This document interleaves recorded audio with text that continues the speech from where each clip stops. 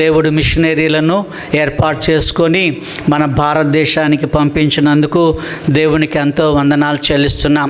వారు ఎన్ని కష్టాలు పడ్డారో అమెరికా దేశమును వదిలిపెట్టి మంచి సుఖమైనటువంటి పౌరసత్వము అక్కడ వాళ్ళకి ఉండగా వాళ్ళవన్నీ విడిచిపెట్టి భారతదేశానికి వచ్చారు. ఈ మిషనరీలను మనం మర్చిపోవడానికి వీలు లేదని మనం చేస్తూ ఉన్నాను. క్లైవ్ అనే ఒక దొరగారు ఒంగోలుకు వచ్చారు. ఒంగోలులో మిషనరీగా ఆయన పనిచేశారు జీవితకాలం అంతా. ఆయన భార్య నిట్టాడు అని అంటాం, ఒక పెద్ద స్తంభము ఇంటి మధ్యలో ఉంటుంది, అది విరిగి ఆమె మీద పడి ఆమె చనిపోయింది. ఈ దేశంలోనే ఆమె అనారోగ్యానికి గురైంది. ఎందుకు చెప్తున్నానంటే ఇలాంటి కష్టాలన్నీ వాళ్ళు మన కోసమని పడ్డారు. మనలను శ్రమల నుండి విమోచించారు. దేవుని కొందనాలు. కొన్ని వేల బాప్తిసాలు ఇచ్చారు. మరి గుండ్లకమ్మ అనే ప్రదేశంలో అయితే 2222 బాప్తిసాలు ఆ మిషనరీ గారు ఇచ్చారు. కనుక ఎంతమందిని వాళ్ళు గ్యాదర్ చేశారో, ఎన్ని గ్రామాలు. అప్పట్లో కార్లు లేవు. ఒక గుర్రం, తెల్ల గుర్రం మీద ఆ మిషనరీ ఆయా ప్రాంతాలకు వెళ్ళి సేవను జరిగించారు. దేవుడికి ఎంతో వందనాలు చెల్లిస్తున్నాము. విలియం కేరీ అలాగనే వీళ్ళందరూ కూడాను అమోఘమైనటువంటి సేవలు జరిగించినటువంటి వారై ఉన్నారు. దేవునికి వందనాలు చెల్లిస్తున్నాం. ఇది మనకు ఆఖరి ఆదివారం, చిట్ట చివరి ఆదివారం. ఈ ఆదివారం రోజున, ఈ ఆఖరి ఆదివారం రోజున అపోస్తలుడైన పౌలు గారు చెప్పిన ఆఖరి మాటలు నేను మీకు చెప్పాలని ఆశపడుతున్నాను. మీరు ఒకవేళ దేవుని వాక్యం మీకు అర్థం కావాలి అని అనుకుంటే బైబిల్ మీ దగ్గర ఉంటేనే మీకు అర్థమవుతుంది. బైబిల్ లేకపోతే మీకు నేను చెప్పేది ఏమీ కూడా అర్థం కాదు. ఒక ప్రశ్న అడుగుతాను మిమ్మల్ని. అపోస్తలుడైన పౌలు గారు ఎన్ని పత్రికలు ఇందులో రాశాడు? ఏంటండి? 14 పత్రికలు. Very good. ఆ 14 పుస్తకాలు ఎవరికైనా గుర్తున్నాయో లేదో ఇప్పుడైతే అడిగితే మీరు చెప్తారో లేదో నాకు తెలియదు. ఎవరన్నా చెప్పగలుగుతారా? 14 పుస్తకాలు అనగా రోమా పత్రిక నుండి హెబ్రీ పత్రిక వరకు 14 పుస్తకాలు ఉన్నాయి. ఒక విషయం నేను మీకు చెప్తాను ఏంటంటే, ఆ 14వ పుస్తకము హెబ్రీలకు రాసిన పత్రిక. ఈ హెబ్రీలకు రాసిన పత్రికను అపోస్తలుడైన పౌలు రాయలేదు అని కొంతమంది చెప్తారు, రాశారు అని చెప్తారు. ఎందుకంటే అక్కడ ఉపయోగించబడిన భాష వేరుగా ఉంది. అపోస్తలుడైన పౌలు చెప్పేదానికంటే రాసేదానికంటే వేరుగా ఉంది. కానీ మన తెలుగు బైబిల్లో అపోస్తలుడైన పౌలు రాసిన హెబ్రీ పత్రిక అని ఉంది, కానీ మూల భాషల్లో ఆ విధంగా లేదు. సరే, నేను ఆయన ఆఖరి మాటలు చూడండి. మనం హాస్టల్లో ఉన్నప్పుడు, విదేశాల్లో ఉన్నప్పుడు అమ్మ నాన్న వాళ్ళు మనకు ఉత్తరాలు రాస్తారు, లేకపోతే టెక్స్ట్ మెసేజ్ పంపిస్తారు. ఏమని పంపిస్తారు? బాబు ఆరోగ్యము జాగ్రత్త, దేవుని మందిరానికి వెళ్ళు, ప్రార్థన. అమ్మ వాళ్ళ ఆఖరి మాటలు ఇవే. ప్రార్థన చేసుకో, బైబిల్ చదువుకో, ఆ పాస్టర్ గారితో ఎక్కడైనా వీలైతే వెళ్ళు, టైంకి భోజనం చేయి, ఆరోగ్యం కాపాడుకో, బాగా చదువుకో, మంచి మార్కులు తెచ్చుకో. ఇవి అమ్మ నాన్న వాళ్ళు మనకు చిన్నప్పుడు చెప్పినటువంటి విషయాలు. మా తల్లి కూడా నాకు తరచూ ఉత్తరాలు రాస్తూ ఉండేది. పైన ఇమ్మానియేలు అని పెట్టేది. ఆ ఉత్తరం ఇన్లాండ్ లెటర్ పైన ఇమ్మానియేలు, దాని కింద క్షేమం అని పెట్టి తర్వాత అన్ని ఉత్తరాలు విషయాలన్నీ రాసేది. బాగా చదువుకో, ప్రార్థన చేసుకో, బైబిల్ చదువుకో, దేవుని మందిరానికి వెళ్ళని అమ్మ రాస్తుండేది. అపోస్తలుడైన పౌలు గారు కూడాను ఆయన ఉత్తరాలు రాశాడు. ఆయన పిల్లలకి ఆయన ఉత్తరాలు రాశాడు. రోమా పత్రిక మొదటిగా అపోస్తలుడైన పౌలు రాసినటువంటి పత్రిక రోమా పత్రిక మన బైబిల్లో ఉంది. ఆఖరి మాట మీరు చూడండి ఏమంటున్నాడు అంటే, రోమా పత్రిక 16వ అధ్యాయము 23వ వచనాన్ని మీరు చూడండి. ఈ పత్రిక, ఈ ఉత్తరాన్ని రోమన్స్కు రాసినప్పుడు ఆయన ఈ మాట చెప్పాడు ఏంటంటే, నాకును యావత్ సంఘమునకును ఆతిథ్యమిచ్చు గాయుయు మీకు వందనములు చెప్పుచున్నాడు అని వ్రాయబడి ఉంది. గమనించారా? ఎవరి గురించి ఇక్కడ చెప్తున్నాడు? ఆఖరిలో వందనాలు చెప్తున్నారని చెప్తున్నారు. ఎవరు? నాకును యావత్ సంఘమునకును ఆతిథ్యమిచ్చు గాయు. చూసారా? గాయు అనేవాడు ఒకడున్నాడు. ఆ గాయు అనేవాడు పౌలు గారికి ఆతిథ్యం ఇచ్చాడు. ఎప్పుడు వెళ్ళినా సరే అన్నం పెట్టాడు. అది పొద్దున, మధ్యాహ్నమా, సాయంకాలమా భోజనం పెట్టాడు. గమనించండి, ఆయన అంత మాత్రమే కాదు, చర్చి అంతటికి కూడాను ఆయన ఆతిథ్యం ఇచ్చాడు. సంఘం అంతటికి కూడాను ఆయన ఆతిథ్యం ఇచ్చాడు. ఆ ఆతిథ్యం ఇచ్చినటువంటి గాయుకు వందనములు అని చెప్తా ఉన్నాడు. మనము 1-2 రోజులు మాత్రమే ఆతిథ్యం ఇవ్వగలుగుతాం. ఎవరైనా వస్తే అన్నం పెట్టగలుగుతాం. లేదంటే వాళ్ళు బస్టాండ్ నుంచి మనకు ఏదైనా ఫోన్ చేశారనుకోండి, మీ ఇంటికి వస్తున్నామని, ఆ బస్టాండ్లోనే ఒక ఫస్ట్ క్లాస్ మంచి హోటల్ పడిందండి అని వాళ్ళకి మనం సలహా చెప్తాం. వాళ్ళు ఎక్కడ మన ఇంటికి వస్తారో, మనం ఎక్కడ వాళ్ళని భరించగలుగుతామో లేదో అని. చూడండి, గాయు అనే వాడికి వందనాలు చెప్తూ ఉన్నాడు అపోస్తలుడైన పౌలు.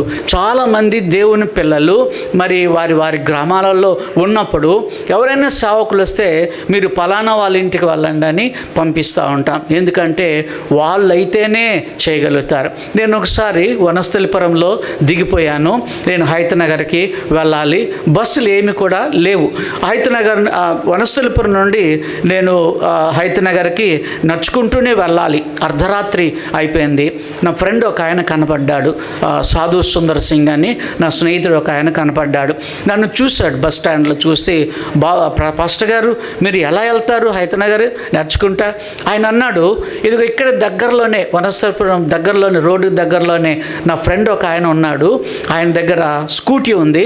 ఆ స్కూటీ తీసుకొని నేను హైతనగర్లో దిగబెడతాను, మళ్ళీ వచ్చి ఆయన బండి ఆయనకి అప్పగిస్తాను అన్నాడు. అప్పటికే సుమారు 2 గంటలు అయింది. ఆ 2 గంటలలో మరి ఆయన వెళ్ళి లేపితే ఏమవుతుంది? బాధపడతాడేమో అంటే ఏం బాధపడ్డు. ఆయన చాలా మంచివాడు. ఆ సెక్రటేరియట్లో ఆయన గొప్ప పని జరిగిస్తూ ఉన్నారు. దేవుని సేవకులన్నా, దేవుడన్నా ఆయనకు చాలా భక్తి. నిజంగానే వెళ్ళిన వెంటనే ఆయన తలుపు తీసి మంచినీళ్ళు ఇచ్చి, కాఫీ తాగుతారా ఆ 2 గంటల ఆ ప్రాంతంలో అంటే వద్దన్నాం, బండి కావాలంటే పాపం లోపల నుండి తీసుకొచ్చి ఇచ్చి మాకు గుడ్ నైట్ చెప్పి మమ్మల్ని పంపించాడు. నాకు గాయు గుర్తొచ్చాడు. గాయు కూడాను అందరి ఎడల ఆతిథ్యం ఇస్తూ ప్రేమగా ఉండేటటువంటి వాడని బైబిల్లో చూస్తున్నాం. ఇది మొదటి ఉత్తరం. రెండవ ఉత్తరాన్ని మనం చూద్దాం. అపోస్తలుడైన పౌలు రాసిన సెకండ్ లెటర్ ఏంటి? కొరింథీయులకు రాసిన మొదటి పత్రిక మీరు చూడండి. ఆఖరి అధ్యాయము అంటే 16వ అధ్యాయము 22వ వచనాన్ని అందరం చూద్దాం. మొదటిగా మనం చూసాము, గాయు ఆతిథ్యం ఇచ్చేవాడు, సంఘమంతటికి ఆతిథ్యం ఇచ్చేవాడు. నాకు కూడా ఆతిథ్యం ఇస్తున్నాడు. గాయకు వందనాలు చెప్పండి. రెండో విషయం ఏంటి అని అంటే, కొరింథీయులకు రాసిన మొదటి పత్రిక 16వ అధ్యాయము 22వ వచనం అందరం కలిసి చదువుదాం. ఎవడైనను ప్రభును ప్రేమించుకుంటే వాడు శపింపబడును గాక అంటున్నాడు. ఎవడైనను ప్రభును ప్రేమించకపోతే వాడు శపించబడును గాక అని అంటున్నాడు. ఆయన మనందరినీ ప్రేమిస్తున్నాడు. మనం కూడా ఎవరిని ప్రేమించాలండి? ప్రభువును ప్రేమించాలి. చూడండి, మనం ఎవరినైతే ప్రేమిస్తామో వాళ్ళ దగ్గరికి వెళ్ళి ఏం చెప్తాం? నీవంటే నాకెంత ప్రేమో చెప్పడానికి వీల్లేదు. మనం ప్రేమించి వాళ్ళ దగ్గరికి వెళ్ళి నీవు నా గుండె అని చెప్తాం. ఇక్కడ ఏమంటున్నాడు అపోస్తలుడైన పౌలు? కొరింథీయులో ఉన్న బిడ్డలతోటి ఆయన అంటున్నాడు, ఎవరైనా యేసు ప్రభువును ప్రేమించుకుంటే వాడు ఏటండి? శాపగ్రస్తుడు అని అంటున్నారు. అందుకే దేవుణ్ణి ప్రేమించే బిడ్డలుగా మనం ఉండాలని దేవుడు మిక్కిలిగా కోరుకుంటున్నాడు. ఆయనను ప్రేమించకపోతే నీవు నీ భార్యను ప్రేమించినా వ్యర్థమే, నీ పిల్లల్ని ప్రేమించినా వ్యర్థమే. నీవు అన్నిటికంటే ముఖ్యంగా ప్రభును ప్రేమించాలని బైబిల్లో చూస్తున్నాం. ఒక మాట నేను ఎప్పుడు చెప్తాను ఏంటంటే, యేసు ప్రభుని ప్రేమించిన వాడు భార్యను ప్రేమిస్తాడు. యేసు ప్రభుని ప్రేమించిన వాడు పిల్లల్ని ప్రేమిస్తాడు. యేసు ప్రభుని ప్రేమించిన ఇల్లాలైతే భర్తను ప్రేమిస్తుంది, పిల్లల్ని ప్రేమిస్తుంది. దేవుని ప్రేమించినటువంటి వాళ్ళు ఎవరిని కూడా ప్రేమించలేరు. కాబట్టి ముందు మనం దేవుణ్ణి ప్రేమించడము నేర్చుకోవాలి. 2 విషయాలు మనం గమనించాం. ఇంకొక 3వ విషయాన్ని మనం చూద్దాం. 2వ కొరింథీయులకు రాసిన పత్రిక, 2వ కొరింథీయులకు రాసినటువంటి పత్రిక ఆఖరి అధ్యాయము 13వ అధ్యాయంలో మీరు చూడండి. 11వ వచనము పౌలు గారి ఆఖరి మాటలవి, ఆ చిట్ట చివరి మాటలవి. అనగా ఆ ఉత్తరాన్ని కొరింథీయులకు పంపించినప్పుడు, సెకండ్ లెటర్ పంపించినప్పుడు ఆ మాటలు రాశాడు. పౌలు గారు 3 ఉత్తరాలు రాశాడు కొరింథీయులకు, కానీ 3వ ఉత్తరం మనకు దొరకలేదు. కానీ 3వ ఉత్తరం రాశాడనడానికి బైబిల్లో ఆధారాలు ఉన్నాయి. ఆ వేదాంతంలోకి నేను వెళ్ళదలుచుకోలేదు. కానీ 2 ఉత్తరాలే మనకు దొరికాయి. ఆ 2 ఉత్తరాలు కూడాను బైబిల్లో ఉన్నాయి. దేవుడికి వందనాలు చెల్లిస్తున్నాము. 13వ అధ్యాయము 11వ వచనం చదువుదామా? తుదకు సహోదరులారా, సంతోషించుడి, సంపూర్ణులై ఉండుడి, ఆదరణ కలిగి ఉండుడి, ఏక మనసు కలవారై ఉండుడి, సమాధానముగా ఉండుడి, ప్రేమ సమాధానములు కర్తయగు దేవుడు మీకు తోడయుండును అని బైబిల్లో మనం చూస్తూ ఉన్నాం. ఇక్కడ ఆయన ఏమంటున్నాడు? ఎన్ని విషయాలు చెప్పాడు? 1, సంతోషించుడి, నంబర్ 1. 2వది, సంపూర్ణులై ఉండుడి. 3వది, ఆదరణ కలిగి ఉండుడి. 4వది, ఏక మనసు కలవారై ఉండుడి. 5వది, సమాధానముగా ఉండుడి. ఏక మనస్సు, సమాధానము, సంతోషము, పరిపూర్ణులై ఉండండి, ఆదరణ కలిగి ఉండండి అని చెప్తా ఉన్నాడు. గమనించారా? 5 విషయాలు ఆయన ఆఖరిలో కొరింథీయులకు రాసినప్పుడు 5 సంగతులు చెప్పాడు. మనం కూడా దేవుని మందిరానికి వచ్చినప్పుడు సంతోషంగా ఉండాలని దేవుడు కోరుకుంటా ఉన్నాడు. నువ్వు దిగులుతో వచ్చావు అనుకోండి, నీ ముఖం చూసిన వాళ్ళు ఏమనుకుంటారు? సైతాన్ని వర్షిప్ చేసి వస్తున్నాడా, లేకపోతే యేసుప్రభుని వర్షిప్ చేసి వస్తున్నాడా అని అనుకుంటారు. దేవుని పిల్లలు ఎప్పుడు సంతోషంగా ఉండాలని దేవుడు మిక్కిలిగా కోరుకుంటున్నాడు. 2వది సంతోషము, 2వది సంపూర్ణులై ఉండండి, 3వది ఆదరణ కలిగి ఉండండి, 4వది ఏక మనసు కలవారై ఉండండి. చూడండి, మన క్రైస్తవ బిడ్డలలో ఏక మనస్సు అనేది ఎప్పుడూ రాదు. నేను చాలా ఒక ఆయన అన్నాడు, మన క్రైస్తవులందరూ ఒక కాలనీలో ఉంటే ఎంత బాగుండు అని అన్నాడు ఒక ఆయన నాతో. కొట్టుకొని చచ్చిపోతావారు అన్నాను నేను. ఎందుకంటే మన వాళ్ళకి ఎంత అసూయ అంటే, ఒక క్రిస్టియన్ ఆమె మంచి చీర కట్టుకుందనుకోండి, ఈమె మలమల మాడిపోద్ది. ఎవరైనా పచ్చగా ఉన్నారనుకోండి, వీళ్ళు ఎండిపోతారు. వీళ్ళు ఎక్కడి నుండి వచ్చింది చీర, ఎక్కడి నుండి వచ్చింది సూటు అనేది కదండి. మన క్రైస్తవులు ఎప్పుడు కూడాను ఎక్కడ కూడాను అందరూ కలిసి, నేను మిషన్ కాంపౌండ్లో చాలా దినాలు ఉన్నాను. మిషన్ కాంపౌండ్ మెంటాలిటీ అని అంటారు. అంటే ఏంటంటే, ఎవరైనా మాంసం తింటే వాసన వస్తేనే వీళ్ళు కుళ్ళు పోసుకుంటూ ఉంటారు. అరే వాళ్ళ ఇంట్లో మంచి మాంసం వాసన వస్తుంది, చేపల వాసన వస్తుంది అని. ఈ మన వాళ్ళు ఎప్పుడు కలిసి ఉండరు. అందుకే పౌలు అంటున్నాడు, ఏమంటున్నాడంటే, మీరు ఆదరణ కలిగి ఉండండి, ఏక మనస్సు కలిగి ఉండండి. భార్యాభర్తలైనా ఏక మనసు కలిగి ఉండండి, సంఘంలో ఉన్న బిడ్డలైనా ఏక మనసు కలిగి ఉండండి అని ఆయన చెప్తా ఉన్నారు. మనమందరం కూడా అపోస్తలుడైన పౌలు చెప్పిన, కొరింథీయులకు చెప్పిన 2వ పత్రికలో ఉన్న 5 విషయాలు మనం గమనించాం. ప్రభుకి వందనాలు చెల్లిస్తున్నాం. చూడండి, కొన్నిసార్లు మరి జర్మనీ గురించి నేను ఒక విషయాన్ని విన్నాను. ఆ జర్మనీ 2గా చీలిపోయింది కదండి. మధ్యలో ఒక వాల్ ఏర్పడింది. ఆ వాల్ అవతల ఒక జర్మనీ వాల్ యువతల ఒక జర్మనీ వాల్. పాపం తమ్ముడు ఇక్కడ ఉంటే అన్న అక్కడ ఉన్నారు. వీళ్ళకి వాళ్ళకి పడదు. మధ్యలో ఒక పెద్ద గోడ కట్టుకున్నారు. పూర్వం మీ అందరికీ తెలుసు, చరిత్ర నేను చెప్ప అవసరం లేదు. అయితే ఇటువైపునున్న వాళ్ళకి చాలా కోపం, అటువైపునున్న జర్మనీ వాళ్ళంటే చాలా కోపం. వీళ్ళు ఏం చేసేవాళ్ళంటే, చెత్త గిత్త అదంతా బాగా సంచులేసి అటేసేవాళ్ళు అనమాట. అటువైపు వేసేవాళ్ళు. వాళ్ళు పాపం ఆ చెత్త చూసుకునేవాళ్ళు. కోపంతో అవతలున్న జర్మనీ దేశస్తులు మన మీద చెత్త వేస్తున్నారు. అవతల వాళ్ళు ఏం చేసేవాళ్ళంటే, పాపం వాళ్ళు రెగ్యులర్గా మందిరానికి పోయేవాళ్ళు, రెగ్యులర్గా ప్రభువుని ఆరాధించు. వాళ్ళేమో యాపిల్ పండ్లు వేసేవాళ్ళు.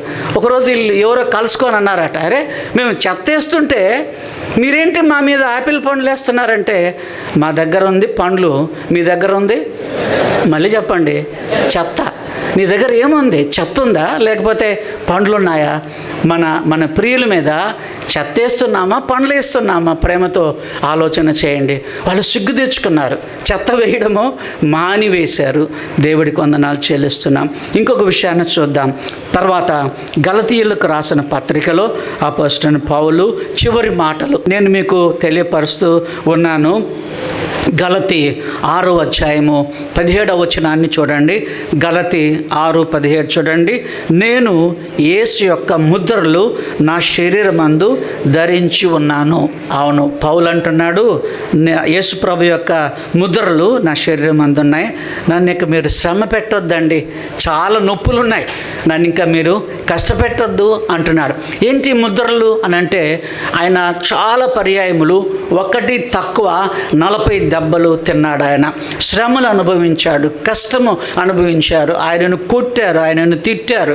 ఆయన ఒక నరహంతకుడే, ఆయన మంచి బలవంతుడే, జ్ఞానము కలిగినటువంటి వాడే. పౌలు గారి అదంతా కూడా కష్టాల జాబితా బైబిల్లో ఉన్నాయి. భోజనం లేదు, శ్రమలు అనుభవించాను, ప్రభు కోసమని కొట్టబడ్డాను, ప్రభు కొరకని ఎన్ని శ్రమలు అనుభవించాడో అవన్నీ కూడాను ఆయన రాశాడు. ఆ ముద్రలు నా శరీరంలో ఉన్నాయి.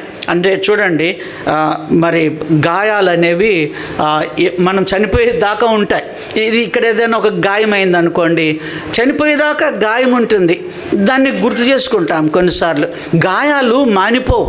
యేసు ప్రభుకు కూడా గాయాలు అయ్యాయి. ఇక్కడ ఒక గాయము, ఇక్కడ ఒక గాయము, తల మీద గాయం, ప్రక్కలో గాయము, కాళ్ళలో కూడా ఒక గాయం కలిగింది, మనకు తెలుసు. అపోస్తలుడైన పౌలు బాగా కొట్టబడి ఆయన శరీరంలో కొన్ని గాయాలు, ఇదిగో ఇక్కడున్న గాయము ఫిలిప్పీలో ఉన్నప్పుడు తగిలింది, ఇక్కడున్న గాయము గలతీలో ఉన్నప్పుడు తగిలింది, ఇక్కడున్నటువంటి గాయము రోమాలో ఉన్నప్పుడు కలిగింది అని ఆ గాయాలకు ఆయన పేర్లు పెట్టుకున్నాడు.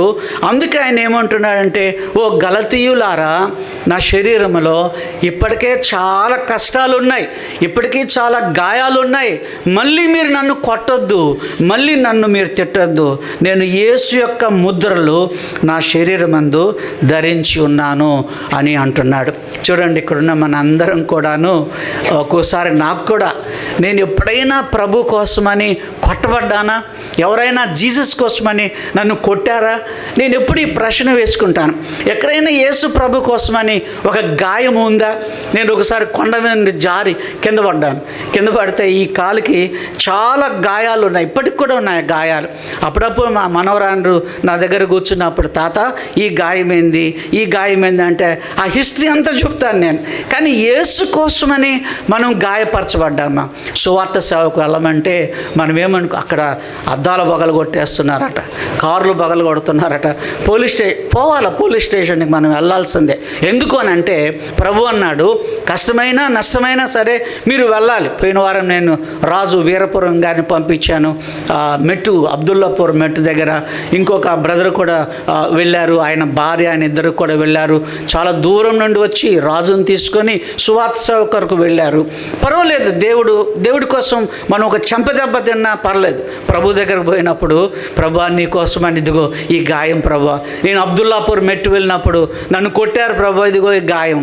చూడండి, ఎవరైనా సైన్యం నుండి వచ్చారనుకుందాం, రిటైర్డ్ అయి వచ్చారనుకుందాం, వాళ్ళ శరీరంలో ఏమి దెబ్బలు లేకుండా, ఏ గాయాలు లేకుండా మనకు కనబడ్డారనుకోండి, అరే నువ్వు యుద్ధం చేసావా లేవా అని అడుగుతామా లేదా? తప్పకుండా అడుగుతాం కదండి.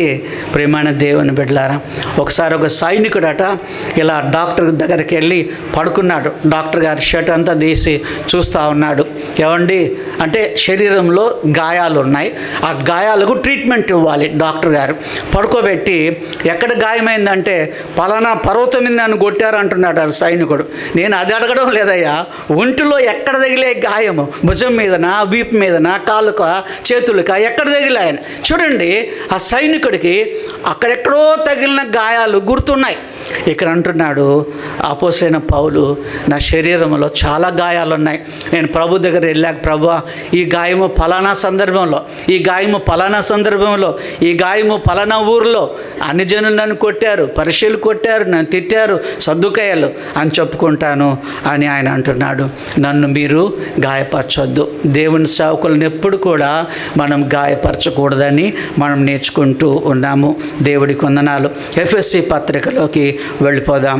ఎఫ్ఎస్సి పత్రిక 6వ అధ్యాయము ఆఖరి మాటలు ఉన్నాయి. అపోస్తలుడైన పౌలు ఆఖరి మాటలు ఇక్కడ రాశాడు. ఏమని రాశాడు మనము దయతో చూద్దాము. 21వ వచనం, ప్రియ సహోదరుడును మన ప్రభునందు నమ్మకమైన పరిచారకుడునైన తుకీకుకు నా సంగతులన్నీ మీకు తెలియచేయును. ఇది ఎఫ్ఎస్సికి రాసినప్పుడు ఆఖరి మాట. ఇది లాస్ట్ సండే మనకు ఆఖరి మాట చూస్తూ ఉన్నాం. ఏమంటున్నాడంటే ఆ తుకీక్ అనేవాడు ఎలాంటి వాడటండి? నమ్మకమైన పరిచారక. చూడండి, మనకి 9 మంది పరిచారకులు మన సంఘంలో మనకి దేవుడిచ్చాడు. 10 మంది ఇచ్చారు. కొంతమంది లేరు, కొంతమంది ఉన్నారు, కొంతమంది విరమించుకున్నారు, పర్వాలేదు. దేవుడు విరమించుకున్న వాళ్ళ స్థానంలో ఇంకా కొంతమందిని చేర్చాడు. సంఘములో పరిచర్య చేసేవాళ్ళు, చాపలు వేసేవాళ్ళు, బల్లలు వేసేవాళ్ళు, కుర్చీలు వేసేవాళ్ళు, బల్ల పంచేవాళ్ళు, ఆహారం పంచేవాళ్ళు, ద్రాక్షరసం పంచేవాళ్ళు, రొట్టె పంచేవాళ్ళు. ఈ పరిచారకులు అనగా తుకీకు అనేవాడు కూడా పరిచారకుడు.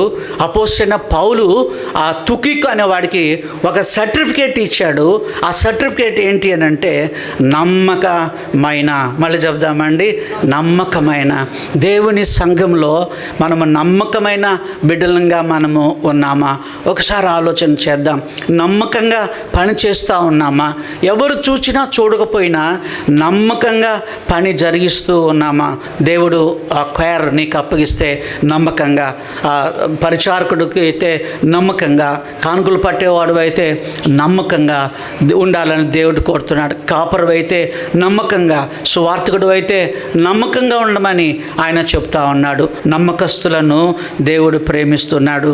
ఆ సంగతులన్నీ మీకు ఆయన తెలియచేస్తాడు. తర్వాత ఎఫెసు తర్వాత ఏ పత్రిక ఉందండి? చెప్పండి, ఏ పత్రిక ఉంది? ఫిలిప్పీ పత్రిక 4వ అధ్యాయము ఆఖరి అధ్యాయము. ఈ ఆఖరి అధ్యాయము 19వ వచనాన్ని మీరు చూడండి. 19వ వచనాన్ని మీరు చూడండి. 19th వర్స్ మీరు చూడండి. కాగా దేవుడు తన ఐశ్వర్యం చొప్పున క్రీస్తు యేసునందు మహిమలో మీ ప్రతి అవసరమును తీర్చును. మీ ప్రతి అవసరమును తీర్చును. హల్లెలూయా చెప్దామండి. హల్లెలూయా.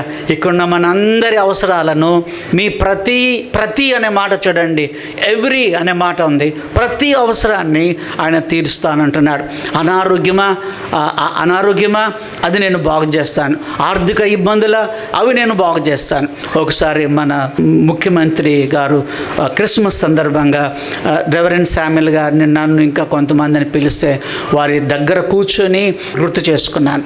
దేవుడు ఉన్నతాధికారులతోటి కూర్చోబెట్టినటువంటి దేవుడు, ఆహారం ఇచ్చినటువంటి దేవుడు. ఇక్కడ ఏమంటున్నాడు? ఆయన ప్రతి అవసరతను, దేవుని మహిమలో ప్రతి అవసరతను తీర్చును అంటున్నాడు.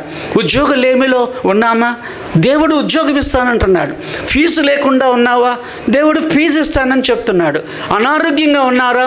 దేవుడు ఆరోగ్యం ఇస్తానని ఆయన ప్రతి అవసరం, అది ఎలాంటిదైనా సరే, ప్రతి ప్రతి ప్రతి ప్రతి అవసరాన్ని దేవుడు తీర్చే దేవుడై ఉన్నాడు.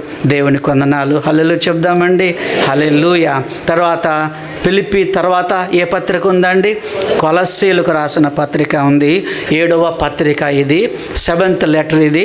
7వ పత్రికలో మీరు చూడండి, 4వ అధ్యాయము 18వ వచనము. అందరం కలిసి గట్టిగా చదువుదామా? పౌలను నేను స్వహస్తములతో నా వందనములు వ్రాయిచున్నాను, నా బంధకములను జ్ఞాపకము చేసుకొనుడి. ఏం జ్ఞాపకం చేసుకోవాలటండి? బంధకాలు జ్ఞాపకం చేసుకోవాలి. అయ్యా, పౌలు గారు లేడు కదా బంధకాల్లో. మనం ఎట్టంటే చాలామంది దేవుని సేవకులు బంధకాల్లో ఉన్నారండి. చాలామంది దేవుని సేవకులు జైల్లో ఉన్నారండి. చాలామంది దేవుని సేవకులు అన్యులతో దెబ్బలాడి వాళ్ళు కేసులు పెట్టినప్పుడు, సువార్త ప్రకటిస్తున్నప్పుడు, మత ప్రచారం చేస్తున్నారు, బాప్తిసాలు తీసుకున్నారని చంచులు కూడా జైల్లో ఉన్నారు, ఇంకా వేరే వేరే జైల్లో ఉన్నారు. ప్రభు అంటున్నాడు, బంధకాల్లో ఉన్న వాళ్ళని మీరు జ్ఞాపకం చేసుకోండి అని అంటున్నారు. అపోస్తలుడైన పౌలు బంధకాల్లో ఉన్నప్పుడు ఈ కొలస్సీలు జ్ఞాపకం చేసుకోలేదేమో, అందుకే ఆయన వ్రాసాడు, నా బంధకములను జ్ఞాపకం చేసుకోండి, కృప మీకు తోడయుండును గాక అని అంటున్నారు. ఎంతోమంది దేవుని పిల్లలు జైళ్ళల్లో ఉన్నారు. రిచర్డ్ ఒమ్రాండ్ గారు, నేను ఆయన గురించి ఎప్పుడు మీకు చెప్తా ఉంటాను. రొమేనియా దేశస్థుడు రిచర్డ్ ఒమ్రాండ్ గారు. ఆయన భార్య పేరు సబీనా. ఆయనను నిర్దాక్షిణ్యంగా తీసుకెళ్ళి కమ్యూనిస్టు వాళ్ళు జైల్లో పెట్టారు. ఆయనకు 14 గాయాలు, అంతకంటే ఎక్కువ ఉన్నాయి, కానీ పెద్ద పెద్ద గాయాలు 14 ఆయన శరీరంలో ఉన్నాయి. ఆయన శరీరం అంతా గాయాలే. అతి కమ్యూనిస్టు వాళ్ళు ఏం చేశారంటే, బయటికి వెళ్ళి ఈ గాయాలు చూపిస్తే యేసుప్రభుని అందరూ నమ్ముకుంటారని వాళ్ళు 2 సంవత్సరాలు అన్నం లేక గడ్డి తిన్నారు అని కూడా ఒక విషయం ఉంది. వారు బాత్రూంలో మరి ఆ పెంట ఉన్న స్థలాలలో వాళ్ళు క్లీన్ చేస్తూ ఉండేవాళ్ళు. పెద్ద ఉన్నతమైన యూదుడే. కానీ ఆయన జైల్లో ఉన్నప్పుడు, కొన్ని ఏండ్లు జైల్లో ఉన్నప్పుడు, అమెరికా దేశస్థులు ఆ బంధకాల్లో ఉన్నటువంటి వాళ్ళని కొనుక్కొని అమెరికా దేశం తీసుకెళ్లారు. తర్వాత రిచర్డ్ ఒమ్రాండ్ గారు దేశమంతా తిరిగారు, ప్రపంచమంతా తిరిగాడు. అప్పుడు హైదరాబాద్ వచ్చినప్పుడు నేను కూడా ఒక యవనస్తుడిగా ఆయనతోటి కలిసి ప్రయాణం చేసినప్పుడు ఆయన విషయాలు చాలా చెప్తా ఉండేవాడు. శరీరం అంతా దెబ్బలే. ఆయన ఏమన్నాడంటే, ఒకసారి యాకోబు 14 సంవత్సరాలు ఒక భార్య కోసమని 7 సంవత్సరాలు, ఇంకొక భార్య కోసమని 7 సంవత్సరాలు ఆయన శ్రమలు అనుభవించాడు కదా. నేను కూడా నా ప్రియ ప్రభుని ప్రేమిస్తున్నాను గనుక నేను కూడా 14 బలమైన దెబ్బలు నా శరీరంలో ఉన్నాయి. చాలా ఎత్తైనటువంటి వాడు, అందమైనటువంటి వాడు, ప్రభు కొరకు శ్రమ అనుభవించి అనేక సార్లు జైలుకు వెళ్ళి ఆయన అంటే దినమంతా దేవుడు లేడు. పొద్దున 7 గంటల నుండి రాత్రి 10-12 గంటల వరకు దేవుడు లేడు అదే మాట చెప్పాలి. ఆయన కాళ్ళు ఇట్లా కట్టేసే కాళ్ళ మీద, ఈ పాదాల మీద విపరీతంగా కొడుతూ ఉండేవారు. ఎందుకంటే అన్నం పెట్టేవాళ్ళు కాదు. అన్ని శ్రమలు. అమెరికా దేశంలో ఉన్నటువంటి బిడ్డలు ఆ విషయాలన్నీ కూడా విని ఆ దేశానికి, రొమేనియా దేశానికి డబ్బు చెల్లించి వాళ్ళని తీసుకొని వెళ్ళిపోయారు. ప్రియమైన దేవుని బిడ్డలారా, బంధకాల్లో ఉన్న సావుకుల కోసమని మనము ప్రార్థన చేయాలని దేవుడు కోరుతూ ఉన్నాడు. ఇంకొక విషయాన్ని మనం చూద్దాం. తర్వాత ఏ పత్రిక ఉందండి? తెస్సలోనికైలకు రాసిన మొదటి పత్రిక 5వ అధ్యాయము 23వ వచనము అందరం చదువుదామా? 5:23. సమాధానకర్తయగు దేవుడే మిమ్మల్ని సంపూర్ణులుగా పరిశుద్ధపరచునుగాక, మీ ఆత్మయు జీవమును శరీరమును మన ప్రభు అయిన యేసుక్రీస్తు రాకడి యందు నిందారహితముగా సంపూర్ణముగా ఉండునట్లు కాపాడును గాక అంటున్నాడు. చూడండి, మీ ఆత్మయు, మీ జీవము, మీ శరీరము యేసు ప్రభు రాకడ వరకు నిందారహితంగా ఉండాలి అని అంటున్నాడు. మీ శరీరం అంటే మలినమైపోతుందేమో, జాగ్రత్తగా నిందారహితంగా ఉండాలి. మీ ఆత్మ నిందారహితంగా ఉండాలి. అంత మాత్రమే కాకుండా మీ జీవము, మీ లైఫ్ కూడాను నిందారహితంగా ఉండాలి. అది నిందపడేదిగా ఉండొద్దు అని ఆయన అంటున్నాడు. సరే, 2వ తెస్సలోనికైలకు రాసిన పత్రిక 3వ అధ్యాయంలో పౌలు గారి చివరి మాటలు ఉన్నాయి. 10వ వచనాన్ని నేను అండర్లైన్ చేసుకున్నాను నా బైబిల్లో. 3:10 మరియు మేము మీ యొద్ద ఉన్నప్పుడు ఎవడైనాను పని చేయ నొల్లని ఎడల వాడు భోజనం చేయకూడదని మీకు ఆజ్ఞాపించితం కదా. మీలో కొందరు ఏ పనియూ చేయక పరుల జోలికి పోవచ్చు అక్రమముగా నడుచుకొంచున్నారని నేను విన్నాను అంటున్నాడు. తెస్సలోనికైలో ఉన్న యవన బిడ్డలు పనిచేయడం లేదండి, వస్తమానం నిద్రపోతూనే ఉన్నారు. ఆయన ఏమంటున్నాడు? పని లేకపోతే 2 ప్రమాదాలు ఉన్నాయంటున్నాడు. మీలో కొందరు ఏ పని చేయక పరుల జోలికి పోవచ్చు. ఆ మాట గమనించండి. నంబర్ 1 పరుల జోలికి పోతూ, 2వది అక్రమముగా నడుచుకుంటున్నారు. మీరు పని చేయకుండా మీ గిన్నెలో మీకు అన్నం ఉండడానికి వీలు లేదు అంటున్నాడు. మీ నాన్న సంపాదించింది నువ్వు ఉట్టిగా కూర్చొని తింటున్నావేమో, జాగ్రత్త. నీ కష్టార్జితమై ఉండాలి అని ఆయన అంటున్నాడు. ప్రియమైన బిడ్డలారా, నీ శ్రమ అయి ఉండాలి. నీ భోజనము నీ చెమటోర్చి సంపాదించుకుందై ఉండాలి. నేను చెప్పాలా, అతిశయం కాదు కానీ నా వివాహమైన మొదటి దినం నుండే కూలి పనులకు వెళ్ళేవాడిని. గంటకు ₹1 ₹2 కోసమని నేను వెళ్ళేవాడిని. మిషనరీల దగ్గర పనిచేస్తూ ఉండేవాడిని. ఎందుకంటే నేను ఎవరి దగ్గరికి వెళ్ళి శామ్యుల్ గారి దగ్గర కానీ మా అత్తమామల దగ్గర కానీ నేను వెళ్ళేవాడిని కాదు. ఎందుకంటే మా వివాహము ప్రేమ వివాహం కనుక అందరికీ దూరం అయిపోయాం. కానీ కష్టపడుతూ ఉండేవాడిని. నైట్ ఒక్కోసారి కొత్తగా పెళ్ళైన దినాల్లో కూడా మిడ్ నైట్ 12 గంటల వరకు కూడా కాలేజీలో పనిచేసి డబ్బు తీసుకొని ఇంటికి వస్తూ ఉండేవాడిని. అంటే నాకు సంతోషం ఏంటంటే నా కష్టార్జితాన్ని నేను అనుభవించాను. నా చెమట ఓర్చి దేవుని బిడ్డగా నా భోజనం కొరకు, నా భార్య భోజనం కోసమని నేను సంపాదించుకున్నాను. ఇది అపోస్తలుడైన పౌలు అంటున్నాడు, మేము మీ వద్ద ఉన్నప్పుడు ఎవడైనా పని చేయని వాళ్ళని వాడు ఉంటే భోజనం చేయకూడదని మీకు ఆజ్ఞాపించితిని అంటున్నాడు. అవును, కొన్నిసార్లు సోమరిగా ఉంటారు కదండి, చాలా సోమరులుగా ఉంటారు. సామెతలు 6:6లో ఏముంది? సోమరి ఎక్కడికి వెళ్ళమని? చీమల దగ్గర. ఒకడెవడో వాళ్ళ నాన్న అన్నాడట, అరే పొద్దస్తమానం నిద్రపోతూనే ఉన్నావు, పని చేయడం లేదు, బైబిల్ ఇట్లా ఉంది నాయన, మహాజ్ఞాని సొలొమోను చెప్పాడు సోమరి చీమల దగ్గరకు పొమ్మంటే వాడు అన్నాడట, నేను వాటి దగ్గరకు పోలేను కానీ వాటినే మా దగ్గరికి రమ్మని అన్నాడట. వీడు ఎంత భయంకరమైన సోమరో మీరు చూడండి, ఎంత భయంకరమైన సోమరో. కొంతమంది సోమరిగా ఉంటారు యవ్వన బిడ్డలు. ఒకసారి ఇదే సోమరితనం మీద చెప్తే ఒక ఆమె మేము ఇంటికి పోతే అందయ్యా, పోయిన ఆదివారం మీరు చెప్పిన వాక్యం కోసం దండం పెడుతున్నాను, మా ఆయన 24 గంటలు నిద్రపోయేవాడు, ఇప్పుడు లేచి పనికి పోతున్నాడంటే నాకు చాలా సంతోషమైంది. హల్లెలూయా చెప్దామా? ఎవరైనా సరే భార్యలు సంపాదిస్తున్నారు కాదని నేను అనడం లేదు. భార్య సంపాదనకు నువ్వు అర్హుడివే. నీ సంపాదన ఏంటి?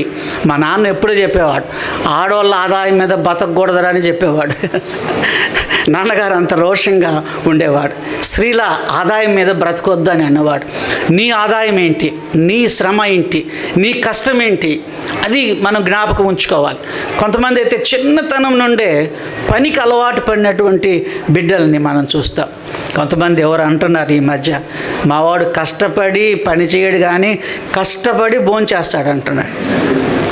కష్టపడి పని చేయడు కానీ కష్టపడి భోంచే. ఈరోజు కూడా 24 గంటలు పని చేయమంటే నేను చేస్తాను. నన్ను పాస్టర్ అంటది, కొంచెం పడుకోవచ్చు కదా, అటు ఇటు ఇటు అటు అటు ఇటు నీ మనోరాల్లాగా తిరుగుతూ ఉంటావంటే. పని లేకపోతే పిచ్చిలేస్తుంది నాకు. పని ఉండాలి. పని లేకపోతే ఇదిగో పరుల జోలికి పోయి వాళ్ళ మీద రాళ్ళేసి వీళ్ళ మీద రాళ్ళేసి వాళ్ళు ఎవరితో లేచిపోయారు, ఎవరికి కడిపోయింది, ఇవన్నీ పెద్ద శోధన. ఇవన్నీ లేనిపోని ఇన్ఫర్మేషన్లు అన్నీ తెచ్చుకుంటాం అన్నమాట. అందుకనే పని చెప్దాం. ఏమండి పని? మళ్ళీ చెప్పండి ఏంటండి పని? ఒక పని చేయొద్దని చెప్తాను నేను. దొంగ పని తప్ప ఏ పని అన్నా చేయొచ్చు. మన ఇంగ్లాండ్ పోయాడు ఒక అబ్బాయి, అయ్యా నాకేం ఉద్యోగం లేదంటే యూకేలో ఉన్న మన పిల్లలకి చెప్పాను. మన పిల్లలు ఏం చేశారు, కొత్తగా వెళ్ళిన అబ్బాయికి చూస్తే బాత్రూమ్కి అడిగే పని వచ్చిందంట. ఆడేమంటున్నాడు బ్రాహ్మణ పిల్లోడు, నేను బాత్రూమ్లకు అడగాల?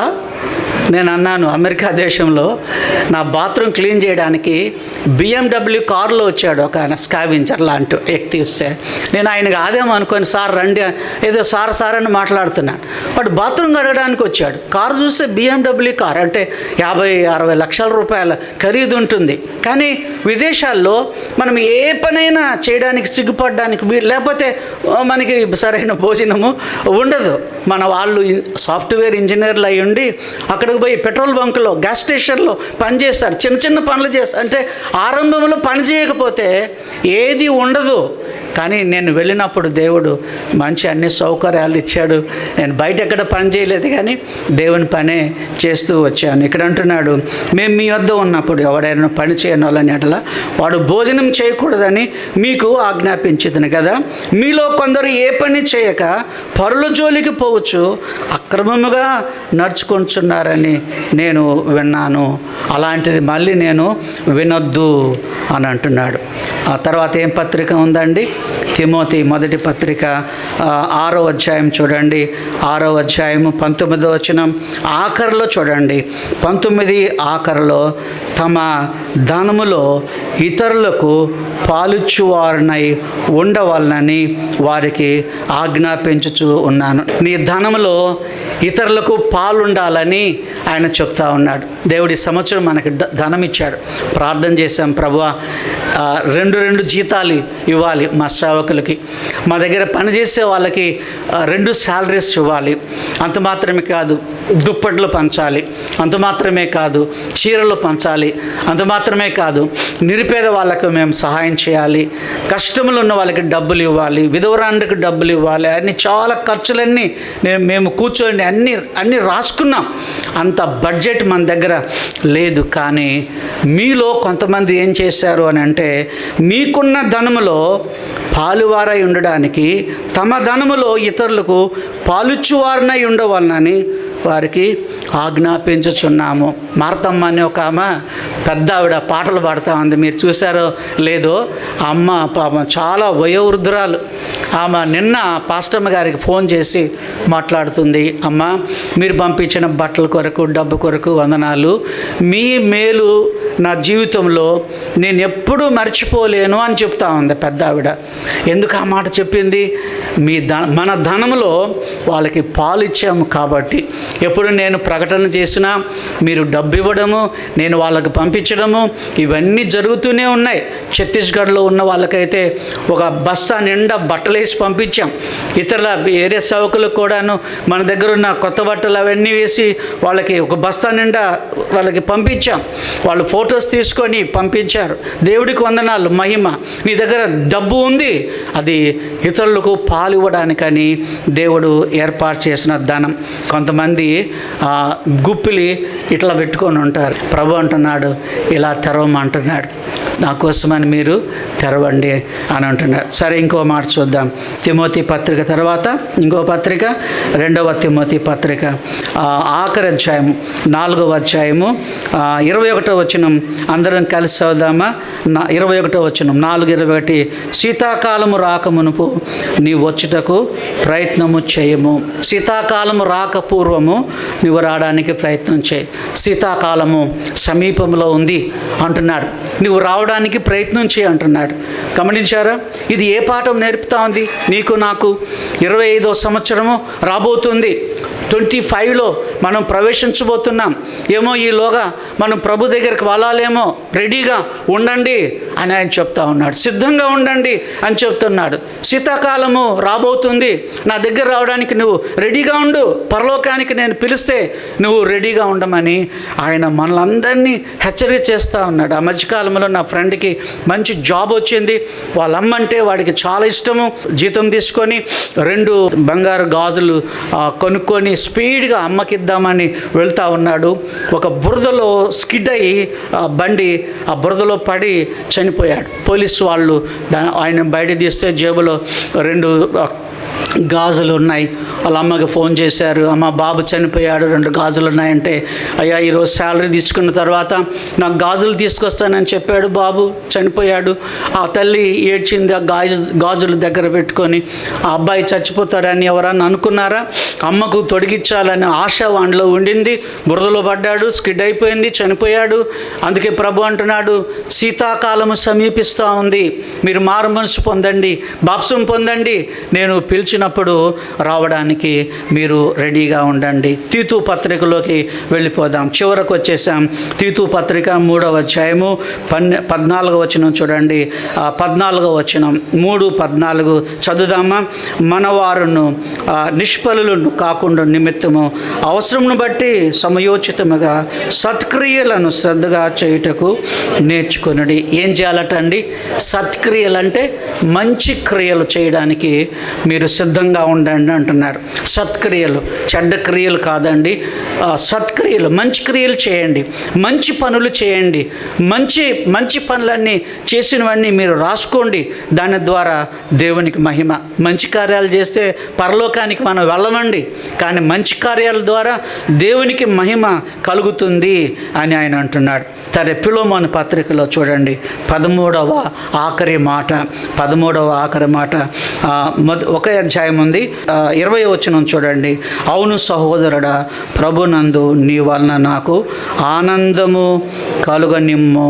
ఆనందం మహానందం, నా ప్రియుని స్వరం మధురం, ముఖము మనోహరము, ముఖము మనోహరము. ఆనందం మహానందం, నా ప్రియుని స్వరం మధురం. ఆయన స్వరం వింటుంటే ఎంత మధురమో చెప్పడానికి వీళ్ళు లేదు. ఆనందంగా ఉండండి అంటున్నాడు. ఇక్కడ ప్రభునందు నీ వలన నాకు ఆనందం. గమనించారా? ఒక కొడుకు ఉన్నాడంటే ఆ కొడుకు ద్వారా అమ్మకేం కలగాలి చెప్పండి? ఆనందం. నాన్నకేం కలగాలి? ఆనందం. పాస్టర్ గారికి ఏం కలగాలి? ఆనందం. అంతేగాని పాస్టర్ గారు వెళ్ళి అమ్మ మీ వాడిని గుడికి పంపబాకు అల్లకల్లోలం అవుతుందని అంటే ఆనందమా ఏమండి? విషాదమా? కదా. ఓ పిల్లోడు ఎవరో తప్పిపోయాడు పాపం. వాడు కాజీపేట వరంగల్ వెళ్ళిపోయి రోజు ఆ పాండబ్బ దగ్గరికి వెళ్ళి ఈనాడు ఉదయము ఆ సాక్షి అన్నీ మొత్తం ఇలా పెట్టుకొని చూస్తా అక్కడే పడేసిపోతున్నాడు పేపర్లన్నీ. ఆ స్టోర్ కీపర్ అన్నాడు, అరే ఎవరన్నీ పిచ్చి పట్టినట్టుంది పిల్లోడా, అన్ని పేపర్లు కొనుక్కుంటున్నావు, ఇక్కడ పడేసిపోతున్నావు అంటే ఒకరోజు నిలదీసి అడిగాడట ఆ షాప్ కీపర్, ఏమని, ఎందుకురా నువ్వు పేపర్లు కొనుక్కుంటున్నావు, చూస్తున్నావు, తిరిగేస్తున్నావు, పడేస్తున్నావు, వెళ్ళిపోతున్నావు, వద్దా నీకు పేపర్లు? ఏం లేదండి, ఇంట్లో నుంచి పారిపోయి వచ్చాను, అమ్మ బంగారం తెచ్చుకున్నాను అయిపోయింది, నాన్న ఉంగరాలు తెచ్చాను అయిపోయింది, అంత అయిపోయింది. అయితే ఎందుకు పేపర్ చూస్తున్నావు? మా డాడీ ఏమన్నా కనబడట్లేదు, ఇంటికి రారంటే వెళ్ళిపోదామని పేపర్లు చూస్తున్నాను. ఒకరోజు పాపం వాడు ఆశ తీరింది, కనబడట్లేదు, కింద వీడి ఫోటో ఉంది, చాలా ఆనందంగా మహానందంగా పేపర్ అంతా తిరిగేశాడు, బాగానే ఉంది. వాళ్ళ డాడీ ఏం రాశాడంటే, బాబు నువ్వు వెళ్ళినప్పుడు నుండి అమ్మ క్షేమంగా ఉంది, నాకు గుండె నొప్పి కూడా తగ్గిపోయింది, అక్క చెల్లి వాళ్ళందరూ చాలా ఆనందంగా ఉన్నారు, నువ్వు ఎక్కడున్నావో చెప్తే నెల నెల డబ్బులు పంపుతాను అన్నాడట. అట్లా అటు వాళ్ళు ఉంటారు మన ఇళ్ళల్లో. ఎందుకు పుట్టాడు రా వీడు? ఈ గోడకి సున్నం కొట్టడానికి ఒక ఆయన వచ్చాడు.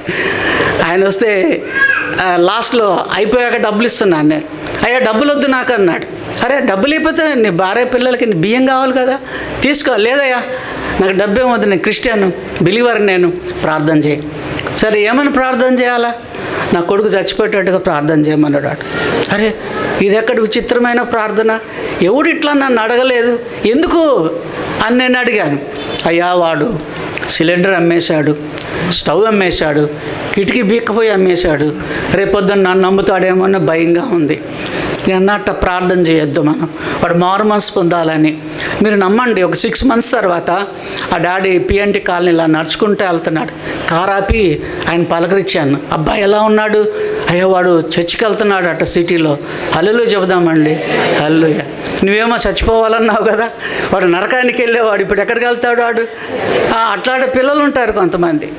సరే ఇక్కడ ఏమంటున్నాడు, ప్రభునందు మీ వలన నాకు ఆనందము కలగనిమ్ము. ఇక్కడున్న వాళ్ళందరి ఎడల దేవుడికి ఆనందం కలగాలి. నా పిల్లలు నా పిల్లలు నా పిల్లలు. ఆఖరిగా ఒక్క మాట చెప్పి ముగిస్తాను. హెబ్రీ 13:21 ఆ బి భాగములో ఒక మాట, మంచి మాట ఉంది. నేను చెప్పిన తర్వాత మీరు చెప్పండి. ప్రతి మంచి విషయంలోనూ తన చిత్త ప్రకారము చేయుటకు మిమ్మును సిద్ధపరచును గాక. చూడండి ఇక్కడ ప్రతి మంచి విషయంలో దేవుని చిత్తం. ఒక మాట చెప్పి ముగిస్తాను నేను. దేవుని చిత్తము చెడ్డదానికి మంచిదానికి మధ్యలో కాదండి. చెడ్డది ఇక్కడ ఉంది, మంచిది ఇక్కడ ఉంది. ఒక అమ్మాయి డాక్టర్ కావాలనుకుంది, సావుకరాలు కావాలనుకుంది, రెండు మంచిదే. ఇక్కడేమో ఆమె డాక్టర్ అమ్మ కావాలి, ఇక్కడేమో ఆమె సేవకురాలు కావాలి, రెండు మంచియే, చెడ్డీ అని మనం చెప్పం. కానీ ఏది ఎంపిక చేసుకోవాలి? చెడ్డది కాదు, మంచిది చెడ్డది కాదు, రెండు మంచియే. కానీ ఆ రెండింటి మధ్యలో ప్రభువా నేను సేవ చేయాలా, డాక్టర్ అమ్మని కావాలా, అది దేవుణ్ణి మనం అడుక్కోవాలంటున్నాడు. మంచికి మధ్యలోనే దేవుని చిత్తం అంటున్నాడు. ఇక చూడండి, ప్రతి మంచి విషయంలోనూ తన చిత్త ప్రకారం చేయుటకు మిమ్మల్ని సిద్ధపరచుడగాక అని అంటున్నాడు. మంచి విషయాల్లోనే 2 మంచి విషయాలు ఉన్నాయి నీ ముందు, వాటి విషయంలోనే దేవుని చిత్తాన్ని తెలుసుకో అని అంటున్నాడు. యేసు ప్రభుల వారు కూడా సిలువ దగ్గర వెళ్ళినప్పుడు దేవుని చిత్తం కొరకు ప్రార్థన ఏమని అన్నాడు? తండ్రి, నీ చిత్తమైతే ఈ గిన్నెను నా యొద్ద నుండి తొలగించు. మంచిదే కదా, అదేమన్నా చెడ్డదా? ప్రభు ఏమన్నాడు? నా చిత్తమే. అప్పుడు నీ చిత్తమే సిద్ధించునుగా కానీ బైబిల్ మనకు సెలవిస్తుంది. సరే, ఈ ఉదయకాలం మందు అపోస్తలుడైన పౌలు గారి ఎన్ని ఆఖరి మాటలండి? 14 చెప్దాం. ఎన్ని? 14. ప్రార్థన చేద్దాం. తలలోంచండి. ప్రేమగల తండ్రి, నీ వాక్యం ద్వారా మాట్లాడినందుకే మీకు స్తోత్రం చెల్లిస్తున్నాము. అపోస్తలుడైన పౌలు చిట్ట చివరి మాటలు మేము జ్ఞాపకం చేసుకున్నాం. మీకు వందనాలు చెల్లిస్తూ యేసునామం బట్టి అడుచున్నాం తండ్రి. ఆమేన్.